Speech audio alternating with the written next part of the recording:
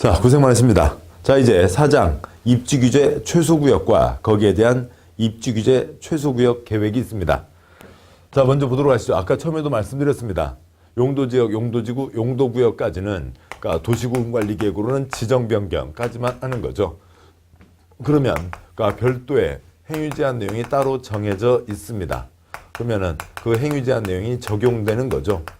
예를 들어서 그러니까 관리지역으로 있던 땅을 주거지역으로 바꾼다. 아파트를 짓기 위해서요. 그렇게 하는데 그러면 도시군관리계획으로는 그 땅을 주거지역으로 바꾸는 것까지만 하는 겁니다. 그러고 나면 관리지역에는 뭐가 허용된다. 그다음에 주거지역에는 뭐가 허용된다. 라고 하는 게 있으니까 그 규제 내용이 별도로 자동적으로 이제 적용이 되는 거죠. 행위제한이 별도로 따로 정해져 있는 겁니다. 그런데 그러니까 입지규제 최소구역과 그다음에 지구단위계획구역은 그 지정 변경을 도시군관리계획으로 하고 또 뭐까지 하냐면 거기에 대한 도면까지요.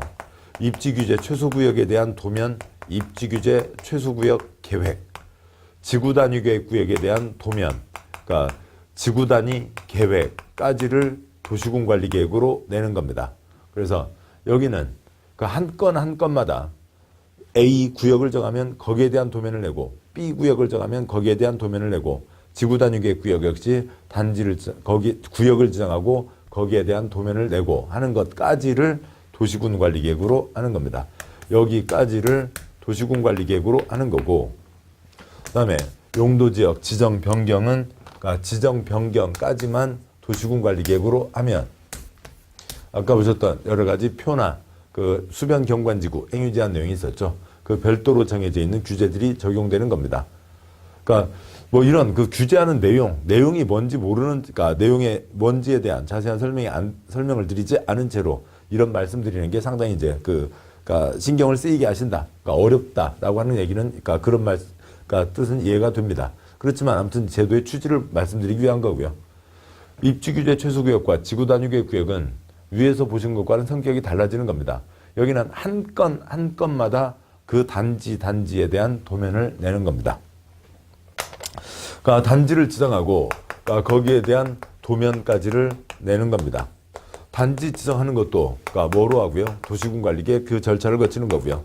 거기에 대한 도면을 내는 것도 도시군관리계획 그 절차를 거치는 겁니다. 단지를 지정하고 도면을 냅니다. 그러니까 그 도면도 그 단지를 지정하는 것도 도시군관리계획으로 하고 도면을 내는 것도 도시군관리계획으로 합니다. 그러니까 그렇게 되고요. 그런데 그러니까 먼저 이름에 이제 차이가 있는 거죠. 하나는 입지규제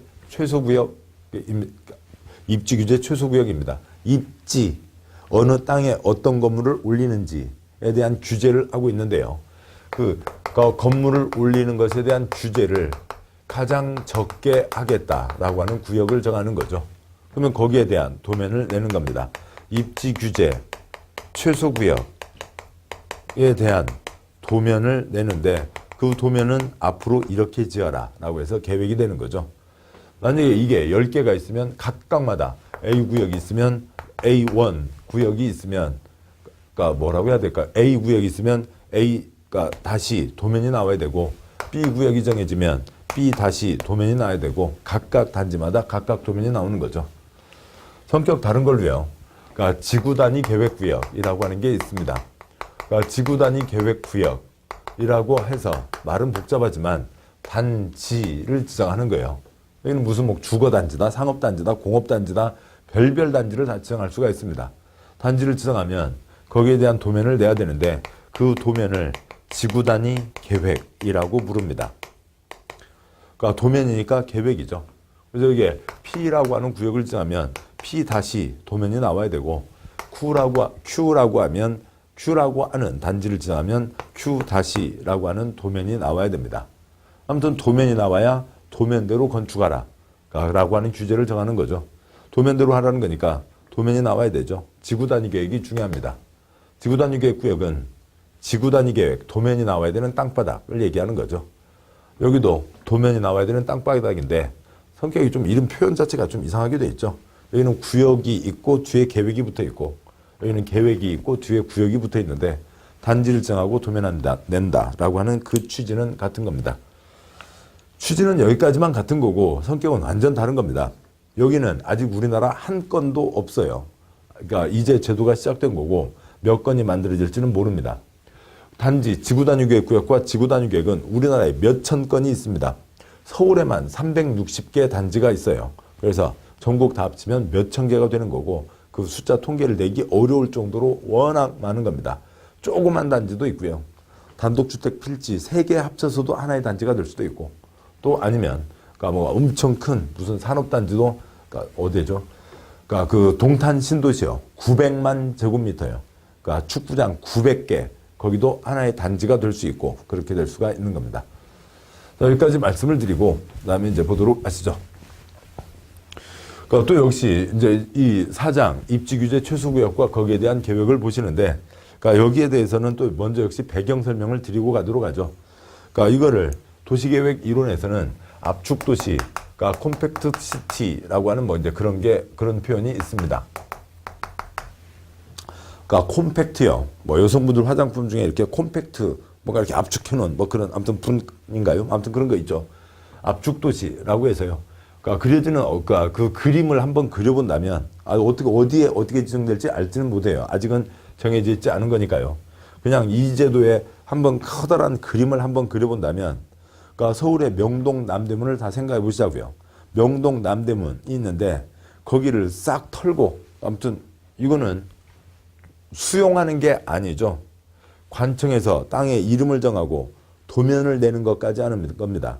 그러면 개인들은 그 도면에 맞춰서 건축을 해야 되는 거예요. 관청에서 사들이는 게 아닙니다. 도면을 내서 지어라 라고 하는 거고, 그러니까 명동 남대문을 싹 해서 거기를 싹 밀고 거기에 200층짜리 세 동을 올리자고요. 그게 이쪽에 한 그림이 될 수가 있는 겁니다. 자, 그러면은 그러니까 1층, 그러니까 그 겉으로는, 그러니까 명동 남대문도 바깥에서 봤을 때 높은 건물도 몇 개 있지만 남대문 시장 안에 들어가면 1층, 2층짜리 건물들 쫙 있잖아요. 그것을 200층짜리 3개 동으로 다 집어 넣을 수 있겠죠. 그리고 다른 것들도 들어갈 수가 있는 겁니다. 나머지 땅에 큰 공원이 만들어지고 하나의 큰 관광지가 되고 걸어서 세계 속으로 세계 테마기행에 나오는 어떤 큰 공원이 도심 한가운데 만들어질 수도 있는 거죠. 그런 것들을 만들어 보자. 이와 비슷한 그러니까 사례가 뭐 일본 사례입니다. 뭐 일본이라고 해서 그냥 무조건 미운 것만은 아니잖아요.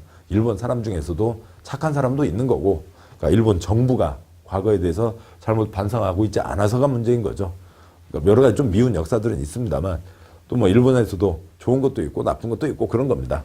근데 좋은 것은 우리 눈에는 거의 안 보이니까 또 그렇게 행동을 하고 있으니까 미운 거죠. 일본 도쿄에 그러니까 롯본기 힐이라고 하는 곳이 있습니다. 그러니까 롯본기 힐스라고도 하고 아니면 그냥 롯본기 힐이라고 하는데 일본 애들은 힐 발음을 못하니까 롯본기 히루라고도 합니다. 영어로 얘기하면 HILL, 그러니까 언덕을 얘기하는 거죠. 롯본기가 이제 6번기를 얘기하는 겁니다. 그러니까 뭐 그래서요. 아무튼 뭐 그걸 이렇게 일본 애들은 그렇게 하는데, 그러니까 일본 도쿄에 그러니까 그 안에 그러니까 한 자리가 있습니다. 뭐 이쪽 정도가 되는 거죠. 그러니까 바닷가에서 좀 안쪽으로 들어가 있는 곳인데요. 그러니까 옛날 미군 부대가 있던 그 옆 주변 술집들이 있던 곳입니다. 미군 부대 바로 옆에 있는 술집. 옛날에 서울 용산 또 아니면 저기 어디 파주 문산 어디 그런 곳에 있었던 그 술집 뭐 떠오르시는 게 있잖아요. 그 우리가 상상하는 그것보다도 더 이렇게 안 좋은 흉악한 동네였었습니다. 그렇게 돼서 쭉 진행돼 왔는데, 그러니까 그 동네 전체를 그러니까 모리 회사라고 하는 것과, 그러니까 일본의 도쿄는 그러니까 우리로 시가 아니라 도라고 하거든요. 아무튼 도쿄 도청, 우리로 하면 서울특별시청과 같은 급입니다. 그러니까 도쿄 도청, 아무튼 그러니까 뭐냐 편하게 시청이라고 쓰죠. 그러니까 그리고 다른 개발업자 몇몇들이 해서 여기를 그러니까 올리는데 다 돈 주고 사들일 수가 없어요. 워낙 땅값이 비싸니까요. 그러니까 조그만 술집 주인들, 그 땅 주인들하고 토론을 한 겁니다. 20년 가까이 토론을 했어요. 20년 가까이 토론을 하면서 이렇게 하자 동의를 얻고 마음 바뀌면 또다시 토론을 하고 20년 가까운 과정을 거쳐서 그 흉악한 술집 동네를, 그러니까 뭐 긴자에서 좀 빠져 있는 동네거든요. 거의 이렇게 그 도화지 없어갖고 몸에다가 그 용 그림 그리는 사람들 있잖아요. 아무튼 그러니까 그런 사람들이 아주 설치해두고 다니던 그런 흉악한 동네였었습니다. 거기를 20년 가까운 토론을 해서 100층, 200층짜리는 아니고요. 80층짜리 2동, 그다음에 60층짜리 4동 해서 큰 건물이 들어선 그러니까 그 중심이 만들어졌고 주변까지도 깔끔하게 정비가 된 겁니다. 그래서 그러니까 각국 세계 다국적 기업의 중요한 일본 지사, 아시아 그러니까 회사들이 다 이쪽에 들어왔고 방송국도 들어오게 되고 그래서 새로운 중심이 되고 심지어는 그러니까 일본 관광 프로그램에 일본에 뭐 여기저기 관광을 다니잖아요. 관광 프로그램 중에 요즘에는 그러니까 롯본기 한번 구경해 보는 게 예전에는 도시계획 공부하는 사람들만 가서 보고 그랬었지만 이제는 관광 프로그램 중에 하나로 정해진 그러니까 그 포함되어 있기도 합니다. 그 정도로 크고 세계 테마기행 여기도 한두 번씩 나왔었고요. 그런 곳이 있습니다.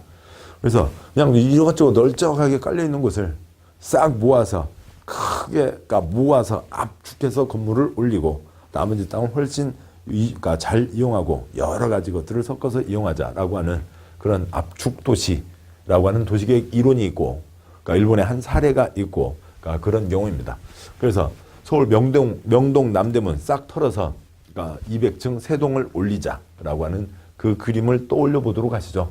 한번 그려보시자고요. 가능성이 있는지 없는지는 뭐 이해관계가 워낙 복잡해서 쉽지 않겠습니다만 그렇게 되면 진짜 멋진 동네 한번 만들어 볼 수도 있지 않을까요? 그러니까 내가 만약에 거기 땅 주인들을 다 알고 있고 또 내가 생각하는 대로 땅 주인들이 다 동의해 준다는 그런 믿음을 주고 있으면 이 동네를 이렇게 만들어 보면 어떨까? 한번 그걸 그려보는 그러한 동네를 만들어 보자라고 하는 겁니다. 아직은 뭐 그리고 서울 용산에 그런 비슷한 시도를 했었잖아요. 단군 일의 최대 사업이라고 해서 시작을 했었는데 뭐 그게 이제 좌초가 됐었던 거였고요. 그다음에 뭐 만약에 여기가 진행이 된다면 단군보다 더 누구로 가야 돼요? 아프리카에서 현생 인류 처음 온 그 이브라고 하는 그 어떤 모델 이상 어떤 상상 속의 어떤 아줌마를 아가씨를 그려보고 있는 건데 이브 일의 최대의 사업이 될 겁니다. 자, 한번 보도록 하시죠. 보시면 굵은 1번 입주규제 최소구역과 계획의 의의는 해설이니까 직접 법조문은 아니지만 보시면 도움이 되겠습니다. 동그라미 1번 그한 도시 외곽 위주의 개발로 인해서 바깥에 신도시 만드는 거죠. 기성시가지가 공동화되고 노후 쇠퇴 현상이 심해지고 있으며 인구 감소, 경제 저성장이 지속되면서 도시의 경제 기반이 약화되고 도시 경쟁력도 저하되고 있어 도시 정비를 촉진하고 기존 기성시가지를 활성화하기 위한 노력이 필요한 실정으로 이를 위해서는 기존 도시 기능을 전환해서 그동안 지금 거의 죽어 있는 곳이죠. 토지를 보다 압축적, 효율적으로 이용하고 압축적으로 이용한다는 건 땅을 줄인다는 게 아니라 거기에 뭔가를 많이 들어가서 하려는 거죠. 많이 들어가려니까 거기에 건물이 높아질 수밖에 없는 겁니다. 그러니까 지역 특성을 살린 다양하고 창의적인 도시 공간을 조성할 수 있도록 토지 이용 규제를 보다 유연하게 적용할 필요가 있음. 2번 이에 따라 토지를 주거, 상업, 공업 등으로 기능을 구분해서 용도지역 지정하고 용도지역에 따라 허용 용도, 개발 밀도, 건폐율 용적률을 얘기하는 거죠. 일률적으로 규정하고 있는 현행의 용도지역제를 보완해서 주상공 구분, 건축 용도 제한, 건폐율 용적률 이런 것을 각각마다 따로 하는 이런 거 안 하고요. 용도지역에 따른 행위 제한 등을 적용하지 않고 해당 지역의 특성과 수요를 반영해서 토지의 이용에 대한 사항을 따로 정할 수 있는 입주규제 최소구역을 신설함으로써 도시지역 내 주거, 상업, 업무, 문화 등 다양한 기능을 복합해서 복합적인 토지 이용을 증진시켜 다양하고 창의적인 도시정비를 촉진하고 지역경제를 활성화하려는 것이다. 뭐 그 용산이 좌초된 뒤로는 뭐 사례가 지금 어떻게 연결될지는 모르겠습니다. 이렇게 시작된 건 아니고요. 서울에 그 송파에 잠실 그 다리 앞에 잠실 롯데2가 있잖아요. 123층을 올리고 있습니다. 만들어지면 낮 1시에 거기에 상주 인구가 10만 명이 된대요. 어지간한 시군 3개가 들어가 있는 거죠. 사람 수로만 보면. 그런 그것도 비슷한 그림이 될 수가 있는 겁니다. 3번 입주규제 추수구역 제도는 2019년 말까지만 효력을 가진다. 그래서 빨리 서둘러서 한두 개가 만들어질 수 있겠죠. 굵은 2번 입주규제 최소구역, 입주규제 최소구역 지정 변경, 거기에 대한 도면은 거기에 대한 그 두 가지 다 도시군관리계획은 국토부 장관이 정한다. 명동 남대문 싹 털어서 200층 세동이요. 그건 둘 다 구역이나 위치나 도면이나 국토부 장관이 정한다. 동그라미 2번 생략하고요. 동그라미 3번 국토부 장관은 도시지역에서요. 도시지역에서 하자는 거지 외곽지역이 아닌 거죠. 도시지역에서 복합적 토지 이용을 증진시켜 도시정비를 촉진하고 지역 거점을 육성할 필요가 있다고 인정되면 다음 지역과 주변 지역의 전부 일부를 입주규제 최소구역으로 지정할 수 있다. 1번부터 5번까지가 있는데요. 그 중에 1, 2, 3 묶어서 상업 쓰시고요. 상업지역으로 특정되어 있지 않지만 주로 다 상업지역일 겁니다. 1번 도시군 기본계획에 따른 도심, 부도심, 생활권 중심지역. 2번 철도 역사, 용산역, 서울역, 터미널, 서울로 보면요. 그러니까 서울 강남터미널 등등, 항만, 공공청사, 그러니까 서울역 주변에 서울시청 앞에 그러니까 그런 광장, 공원들이 만들어지기도 했죠. 문화시설 등의 기반시설 중 지역의 거점 역할을 수행하는 시설을 중심으로 주변 지역을 집중적으로 정비할 필요가 있는 지역. 3번 3개 이상의 노선이 교차하는 대중교통 결절지로부터 1km 이내에 위치한 지역. 어디 뭐 대중교통 노선 2개 교차하는 거야 대부분이죠. 3개 이상. 1, 2, 3이 상업이라면 4번 도시정비법에 따른 노블양 건축물에 밀집한 주거, 공업 지역으로 정비가 시급한 지역 등에 대해서 하겠다는 겁니다. 5번 뭐 생략하고요. 그러면 거기에 뭔가를 크게 해보겠다고 도시지역에서 지금 뭔가를 지정하는 거죠. 그러면 거기는 다음과 같이 지어라 라고 하는 도면을 내는 겁니다. 그게 계획이죠. 다 수용하는 게 아니라 도면을 국토부 장관이 발표하면 땅 주인들은 그 정해진 도면대로 짓게 되는 겁니다. 뭐 이렇게 땅이 있고요. 거기에 뭐 큰 것도 있고 작은 것도 있고 삐쭉빼쭉 또 있고 여러 가지가 있다면 그러니까 거기에 대해서 그러니까 200층짜리 그러니까 2동을 짓고 그러니까 여기는 공원으로 하고 그러니까 여기는 뭔가 또 그러니까 특별한 문화시설을 앞에 하나 두고 그러니까 주차장 명동 남대문 싹 털어갖고 지하 5층으로 주차장을 한번 쫙 만들어 보자고요. 할 수 있죠. 할 수 있습니다. 물론 이제 파이프 걷어내고 하는 게 걸리게 뭐 복잡하겠습니다만 뭐 하려면 할 수 있는 거죠. 그래서 주차장을 크게 만들고 해서 도심을 완전 새로 하나 만들어 보겠다라고 하는 겁니다. 그러니까 도면이 나오겠죠. 동그라미 1번 입지규제 최소구역에 대한 행위 제한은 용도지역 용도지구의 토지의 이용, 건축물의 용도, 건폐율 용적률 높이 등에 대한 제한을 강화하거나 완화하여 따로 입지규제 최소구역 계획, 도면으로 정한다. 도면에서 세부적인 내용을 정한다. 둘째 줄에 강화하거나 완화하니까 200층짜리가 올라설 수가 있는 거죠. 그러니까 주차장, 그러니까 어느 건물에 없는 게 건물마다 다 주차장이 있는 게 아니라 구역 전체에 통째로 주차장이 들어가겠죠. 강화도 있습니다. 강화는 뭐냐면 여기 2층짜리 건물 있던 자리가 있었는데 거기는 2층 건물을 지을 수 없다고요. 공원으로 해서 건물을 못 짓게 할 수도 있는 거죠. 뭐 동그라미 2번 같은 말입니다. 동그라미 3번 이 도면에는 이 단지의 목적을 이루기 위해서 다음 사항이 포함되어야 한다. 1번 건축물의 용도 종류 규모에 관한 사항. 2번 건축물의 건폐율 용적률 높이에 관한 사항. 3번 간선도로 등 주요 기반시설 확보에 관한 사항이 포함되어야 된다. 그래서 1, 2, 3 묶으시고 그러니까 기건 플러스 알파 쓰시고요. 당연히 크게 개발하니까 기건은 빠질 수가 없는 거죠. 그러니까 기반시설 개발되니까 기반시설 모자라면 안 되고요. 다음과 같이 지으라고요. 여기는 복합용도에 어떤 건축물을 짓는다. 그 중에서도 몇 층까지는 무슨 용도, 몇 층까지는 무슨 용도로 한다. 라고 하는 거예요. 뚱뚱 날씬, 높고 낮고, 높이 등을 어떻게 한다. 도면대로 지으라는 거니까 건축에 대한 사항이 들어가야죠. 4번 용도지역, 용도지구, 도시군계획설, 지구단위 계획의 결정에 관한 사항. 칠판 보시죠. 칠판 이쪽 보시면 이 도면도 도시군관리계획으로 결정하니까 그 도시군관리계획 입안 결정 절차를 거치는 거죠. 이 도면에서 그 땅에 대한 용도지역도 바꾸고 용도지구도 바꾸고 당연히 이걸 하고 있는 거니까 지구단위 계획도 새로 얹고 기반시설에 대한 것도 내고 여기는 뭐 개발사업, 정비사업 그런 조그만 토막사업들이 아닌 거죠. 여기는 엄청 큰 사업이니까 이건 거리도 아니고 결국 뭐가 빠져 있는 거예요? 용도구역이 빠져 있는 거죠. 용도구역은 콘크리트 꿈도 꾸지 마 하는 건데 여기에다가 콘크리트 꿈도 꾸지 마 그건 전혀 어울리지가 않는 거죠. 도시지역 한가운데인데 용도구역이 지정되어 있을 리도 없습니다. 그러니까 동그라미 4번, 그러니까 동그라미 4번 사항은 뭐 이렇게 세부적인 사항이니까 한번 읽어보시면 되겠습니다. 그러니까 굵은 4번요. 이 단지와 이 도면에 대한 공통사항. 그러니까 동그라미 1번, 그러니까 국토부 장관이 입주규제 최소구역 지정 변경, 또 입주규제 최소구역 계획에 대한 도시군관리계획 결정하기 위해서 관계 행정기관장과 협의하는 경우 협의 요청을 받은 기관회장은 요청을 받은 날부터 10일 이내에 의견을 회신하여야 한다. 참고 도시군관리계획 결정을 위해서 협의 요청을 받은 기관회장은 요청을 받은 날부터 30일 이내에 의견을 제시해야 된다. 일반적인 도시군 관리 계획에서 그 협의 때 그 기간이 관청 내 문서처리 30일이었습니다. 근데 여기는 그 도시군 관리 계획 결정하는데 협의 과정을 10일 안에 끝내겠다고요. 국토부 장관에 문서를 보내면 관계기관에서 10일 안에 답변서를 보내라고요. 그러니까 국토부 장관이 그러니까 중심을 잡고 쫙 밀고 가겠다. 이제 그런 취지인 겁니다.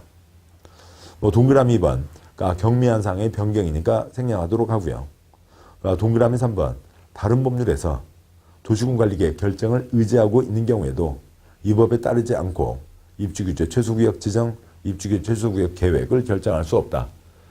다른 법에서도 개발법에서도 뭔가 결정하면 국토계획법어가 결정된 것으로 한다. 뭐 그런 게 있을 수 있습니다.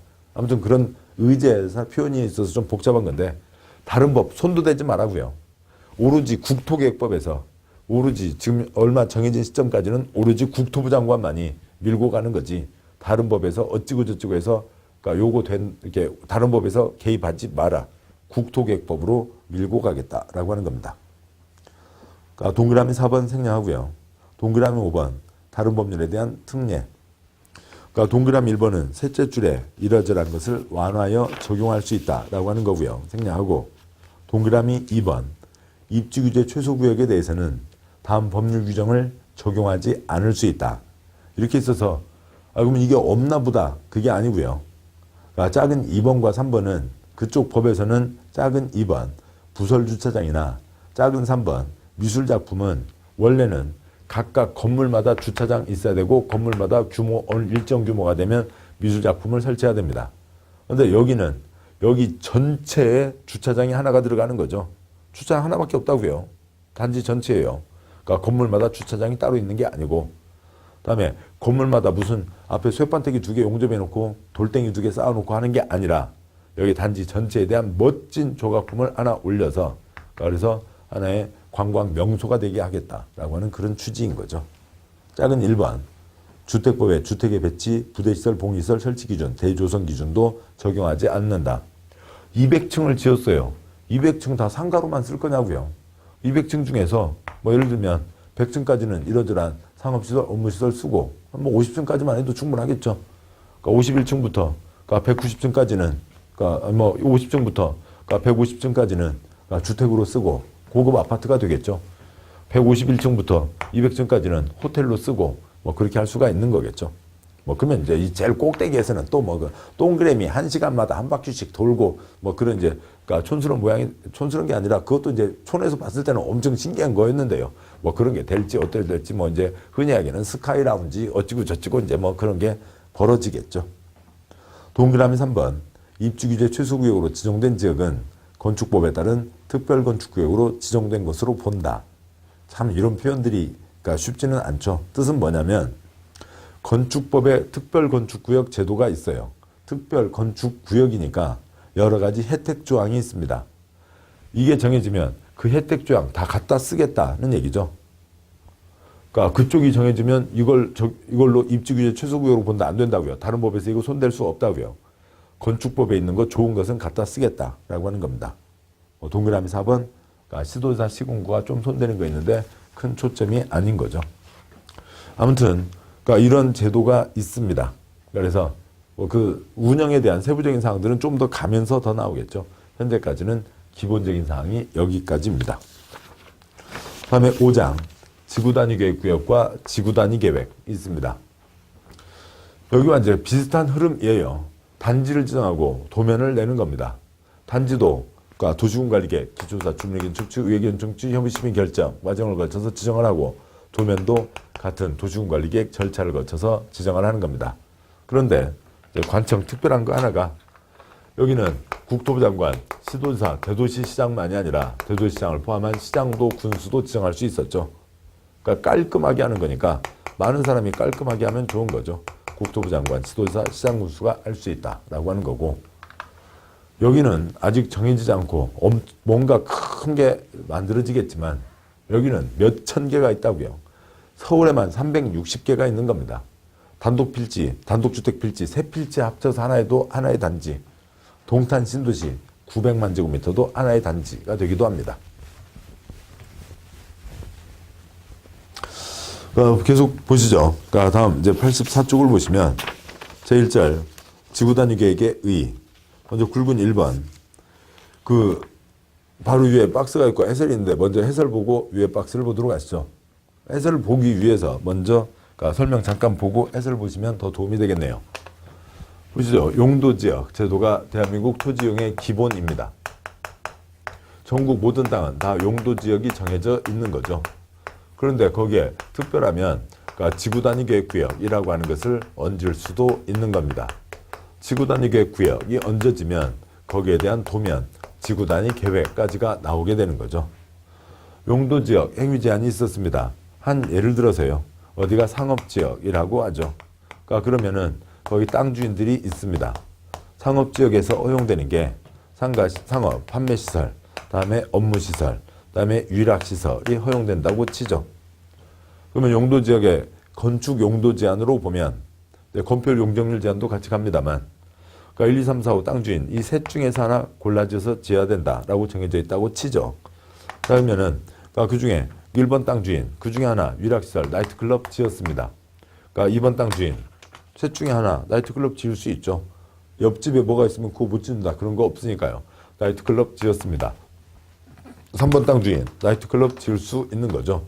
4번 땅 주인 나이트클럽 지었습니다. 3번 땅 주인은 뚜껑 열리는 나이트요. 그리고 4번 땅 주인도 역시 나이트클럽 지을 수 있죠. 5번 땅 주인 나이트클럽 지을 수 있습니다. 이런 흉악한 동네가 만들어지는 게 무슨 제도의 결과예요? 용도지역 제도의 결과이죠. 용도지역 제도는 아까 보셨던 그 뜻이 물론 이제 상업지역은 정해진 거 빼고는 다 지을 수 있다. 근데 정해진 거 뺀 것 중에 이것이 있다고 치자고요. 예리 너무 복잡해지니까. 그래서 요것 중에서 골라 지어라. 그리고 건폐율 용적률은 얼마다. 그리고 관청에서 빠지는 거예요. 알아서들 지어. 어떻게든 지어. 그거까지는 해. 그것만 지켜. 요렇게 되는 거니까 이 동네에 어떤 모양의 어떤 건물이 어떻게 조화롭게 이루어질지 알 수가 없는 거죠. 또 조화롭게 되겠냐고요. 옆집보다 내가 튀어나는 게 목적인 거지. 옆집과 조화를 이루어서 어떻게 동네 전체를 이쁘게 하는 것들은 거의 기대하기 힘든 거죠.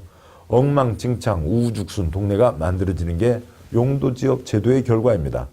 전혀 요것 말고는 건축 용도 제한, 건폐율 용적률 제한 말고는 개인들 마음에 달려 있는 거죠.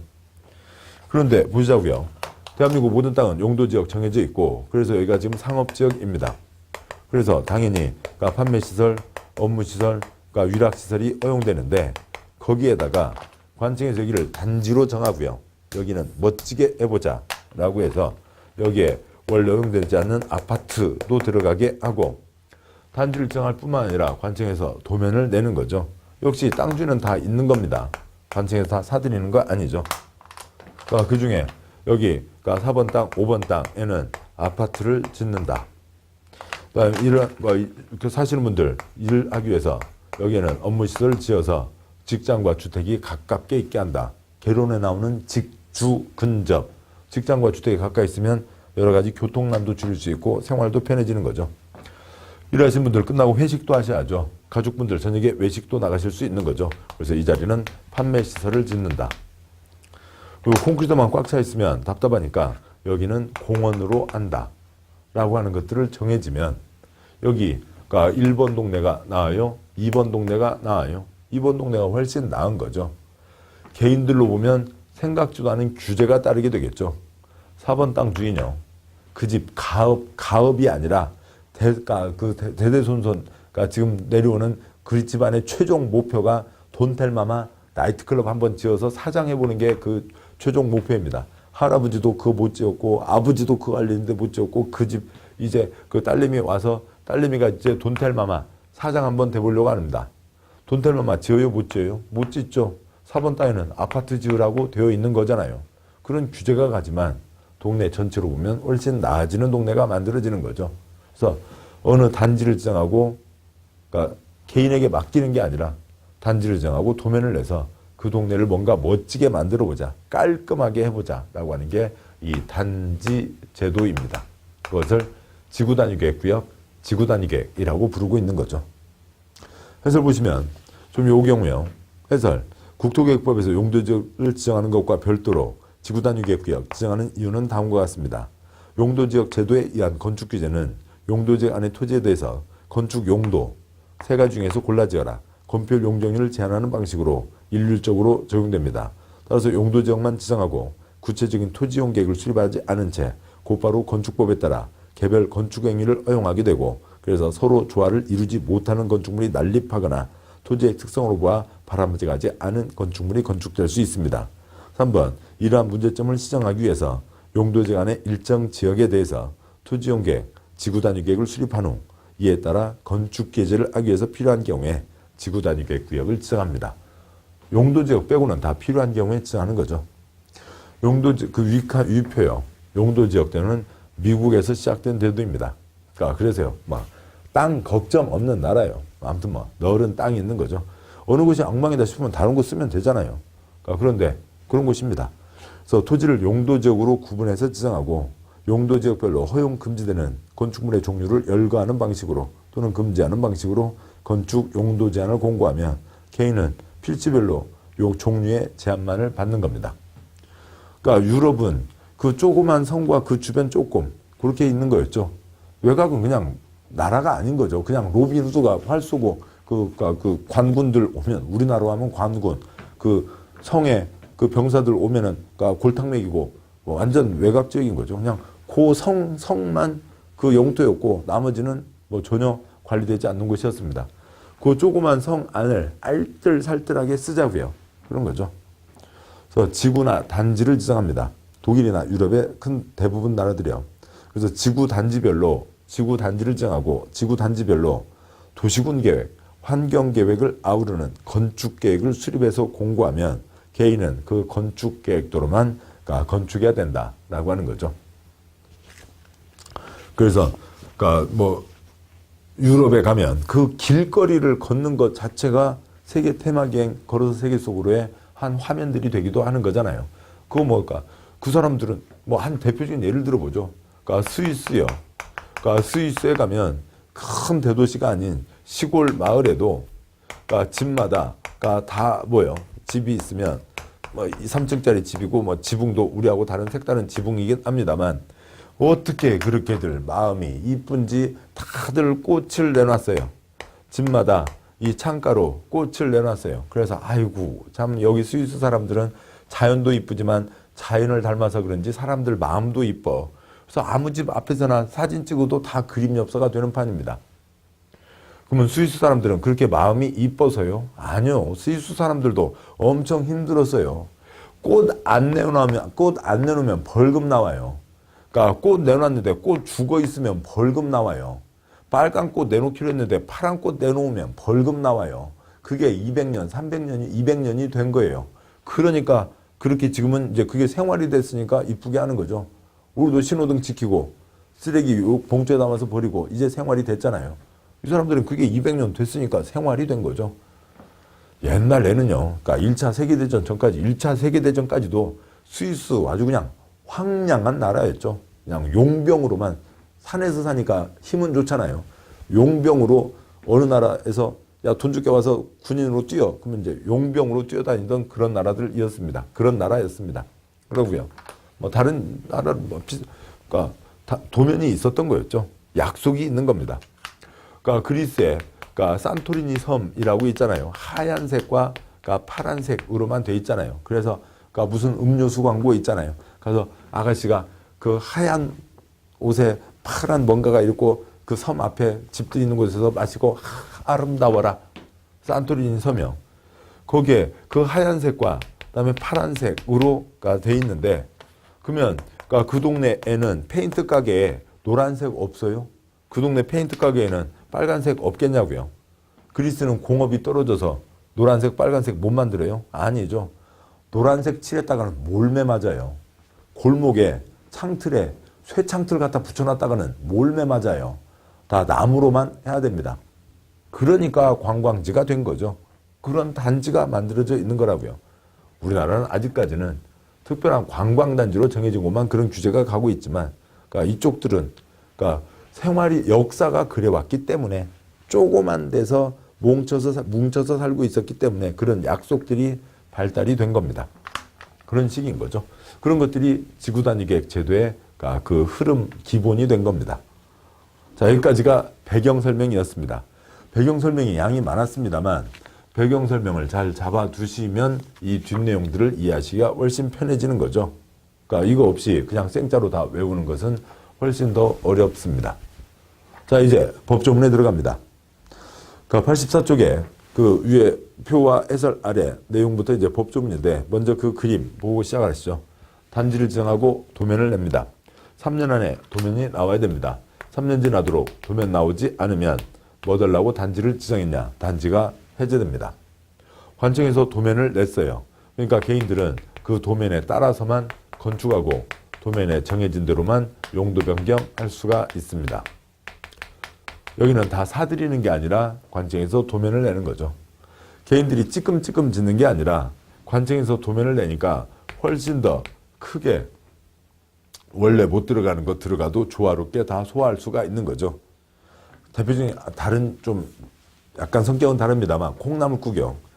콩나물 한 봉다리 사서 똑같은 비율로 여기다 국을 끓인 거 하고요. 콩나물 20봉다리를 사서 큰 솥에다가 똑같은 물, 소금 넣어서 그 국을 끓인 거 하고요. 맛이 완전히 다른 거죠. 규모가 크면 완전 성격이 달라지는 겁니다. 똑같은 걸로 간다 하더라도요. 여기는 개별 필지 하나하나마다 개인들이 하는 게 아니라 작은 단지가 됐든 큰 단지가 됐든 관청에서 도면을 내니까 더 여러 가지가 들어가도 더 크게 지어도 다 하게 되는 겁니다. 기반시설에 문제가 없는 것들을 전제로 하는 거니까요. 그래서 여기는 이러저러한 건축 관련 규정들을 완화해 줍니다. 여러 가지가 있습니다만 건폐율 1.5배, 용적률 2배까지 완화해 줍니다. 이걸 노리고 기지개 제안을 할 수가 있죠. 지구단위계획 구역 정해주고 지구단위계획 세워달라고 제안하기도 합니다. 그런데 개인들 돈 벌라는 제도는 아니고 이 단지를 이 도면과 같이 이쁘게 하자는 제도이고 그 참여를 유도하기 위해서 완화 또 멋지게 만들어질 수가 있는 거니까 더 크게 지어도 되는 거죠. 문장 보시죠. 동그라미 1번. 지구단위계획 구역과 지구단위계획은 국토부 장관, 지도지사, 시장군수가 도시군관리계획으로 결정한다. 동그라미 2번. 지구단위계획 구역에서 건축물을 건축 용도 변경, 공작물 설치하려면 그 지구단위계획에 맞게 해야 한다. 3번. 지구단위계획 구역 안에서는 국토계획법의 용도지역, 용도지구의 건축 제한, 용도지역의 건폐율 용적률 제한, 건축법의 대지안의 주경, 대지와 도로 관계, 건축물의 높이 제한, 일조 확보를 위한 높이 제한, 공개공지 확보에 관한 규정, 주차장법의 부설 주차장 설치에 관한 규정을 지구단위계획이 정하는 바에 따라 완화하여 적용할 수 있다. 건축법 대지 분할은 완화 대상이 아니다. 안전에 대한 건 풀어줄 수가 없는 거고요. 완화의 한 예로 1.5배, 2배도 있습니다. 굵은 2번, 동그라미 1번, 문장은 이거예요. 단지 지정했으면 도면이 나와야 된다. 3년 안에 도면이 나와야 된다. 그걸 이렇게 좀 어렵게 쓰고 있는 거죠. 동그라미 1번, 지구단위계획 구역 지정에 관한 도시군관리계획 결정 고시로부터 3년 이내에 그 지구단위계획 구역에 대한 지구단위계획, 그 지구단위계획 구역에 관한 지구단위계획, P 구역이 있으면 P-계획, Q 구역이 있으면 Q-계획, 한 건 한 건 도면이 나오는 거죠. 지구단위계획이 결정 고시되지 않으면 3년 되는 날 다음 날에 3년 되는 날 밤 12시 다음 날 0시에 지구단위계획 구역 지정에 관한 도시군관리계획 결정은 효력을 잃는다. 3년 안에 도면을 내야 된다. 따라서 이 뒤로는 지구단위계획 구역은 도면이 나와야 되는 구역입니다. 도면이 나와야 되는 땅바닥, 지구단위계획이 나와야 되는 땅바닥, 지구단위계획 구역이 되는 거죠. 그러니까 동그라미 2번, 주민이 입안을 제한 것에 안정해서 지구단위계획에 대한 도시군관리계획 결정 고시일부터 5년 이내에 이 법 다른 법률에 따라 허가 인가 승인을 받아 사업공사에 착수하지 않으면 5년 되는 날 다음 날에 그 지구단위계획에 관한 도시군관리계획 결정은 효력을 잃는다. 기지개 제안을 해서 관청에서 통과를 시켜 주었습니다. 그런데 그러면 땅값이 찐 거죠. 땅만 팔아먹고 나가버리고 땅 사서 그냥 땅 장사만 하고 있고 그러면 안 된다고요. 목적한 대로 건축을 하라고요. 개인이 하는 거니까 몇 년요? 5년으로 봐주고 있는 겁니다. 제2절 지구단위 계획. 굵은 2번 지구단위 계획의 정의. 거기에 이제 땅바닥에 대한 얘기도 당연히 포함되어 있습니다. 땅바닥이나 도면이나 같이 밀접하게 서로 연결되어 있는 거죠. 동그라미 1번 지구단위 계획이란 도시군 계획 수립 대상 지역, 그러니까 도시군계획 수립 대상 지역이 특광시군이죠. 도시군이 특광시군이죠. 도시군계획 수립 대상 지역 안에 일부에 대해서만 설마 서울특별시 전부를 하나의 단지로 지정할 수는 없죠. 부산시 전체를 하나의 단지로 지정할 수는 없잖아요. 서울에만 360개가 있습니다. 특광시군의 일부에 대해서 그 지정하는 지구단위계획 구역에 대해서 그러니까 도기미양체입니다. 도기미양체는 그냥 깔끔하게 하자 그런 얘기예요. 좋은 얘기고 그거 꼬아서 시험 나올 수는 없죠. 토지용 그냥 이쪽 그림 보시면서 가면 낫겠네요. 토지용을 합리화하고 기능을 증진시키며 미관을 개선하고 양호한 환경을 확보하며 해당 지역을 체계적 계획적으로 관리하기 위해서 수립하는 도시군관리계획을 말한다. 그냥 토기미양체는 그냥 좋은 얘기죠. 깔끔하게 하자 그런 겁니다. 다음에 그러니까 동그라미 2번형 그러니까 지구단위계획은 다음 사항을 고려해서 수립한다. 그 내용은 생략해도 되겠습니다. 굵은 2번 지구단위계획의 내용. 그러면 이런 목적을 이루기 위해서 이 도면에는 어떤 내용이 포함되냐. 기건은 포함해야 되고요. 나머지 용가, 교환, 배합은 포함할 수도 있고 안 할 수도 있습니다. 동그라미 1번 다음 사항 중 제1호와 2호 사항을 포함한 둘 이상 사항이 포함되어야 한다. 1, 2는 반드시 포함되어야 한다. 1번 대통령 의자는 기반시설 배치와 규모. 2번 건축물의 용도 제한, 건축물의 건폐율, 용적률, 건축물 높이의 최고한도, 최저한도에 대한 사항은 반드시 포함해야 된다. 크게 개발되니까 기반시설 모자라면 안 되죠. 그 다음에요. 이 도면대로만 건축 용도 변경 하라고요. 도면의 건축에 대한 사항이 당연히 있어야 되죠. 기건은 당연히 들어갑니다. 앞에 보셨던 입지규제 최소구역에 대한 계획에도 기건은 당연히 들어가고요.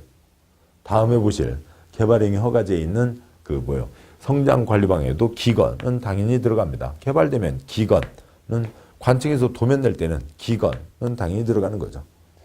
3번 용도지역 용도지구를 일정한 범위에서 세분하거나 변경하는 사항.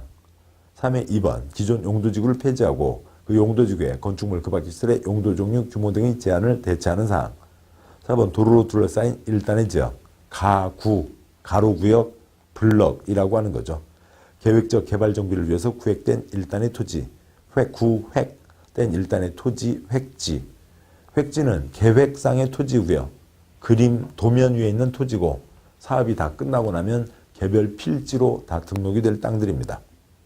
5번 교통처리계획, 6번 환경관리계획, 경관계획, 7번은 건으로는 시작하지만 2번 건하고는 구분을 해야 되고요.